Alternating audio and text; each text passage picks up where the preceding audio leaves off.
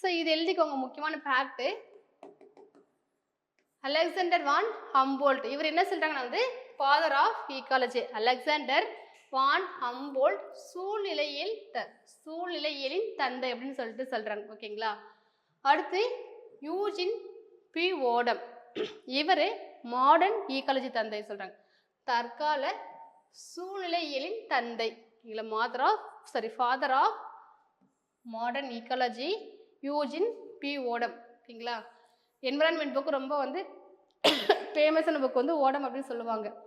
அடுத்து மிஸ்ரா, இவங்க யாருன்னா father of Indian ecology. R Mishra இந்திய சூழ்நிலையிலின் தந்தை அப்படின்னு சொல்றாங்க. ஓகேங்களா. ஸோ 3 விஷயம் ஞாபகம் வச்சுங்க. Father of ecology, father of modern ecology, இவங்க 2 பேரும் வேர்ல்டு லெவலில். ஸோ நம்ம இந்தியன் பார்க்கும்போது வந்து மிஸ்ரா வந்து வராங்க. ஓகேங்களா. இப்போ நம்ம எர்னஸ்ட் ஹேக்கல் கொடுத்தாரு இல்லையா ஒரு ஸ்டேட்மெண்ட்டு, டெஃபினேஷன் கொடுத்தாரு இல்லையா, என்ன சொல்றான்னு பார்ப்போம். ஈக்காலஜிங்கிறது வந்து study of reciprocal relationship between living organism and their environment. ஓகேங்களா.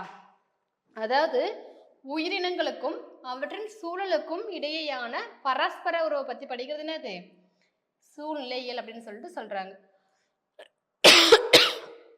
எது வேணா அந்த இந்த உயிரினம்ங்கிறது வந்து பிளான்ஸாக இருக்கலாம், அனிமல்ஸ் இருக்கலாம், ஹியூமன்ஸ் இருக்கலாம், யார் வேணாலும் இருக்கலாம்.